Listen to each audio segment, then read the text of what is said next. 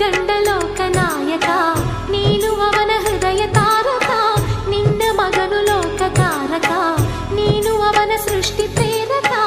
ನಿನ್ನ ದಯಲಲ್ಲಿ ಎಲ್ಲ ಬಂಗಾರ, ಮಣ್ಣಿನ ಮಡಿಲಲ್ಲ ಚಿನ್ನ ರತ್ನದ ಭಂಡಾರ. ಲಕ್ಷ್ಮೀ ಮಹಾಲಕ್ಷ್ಮೀ, ಆ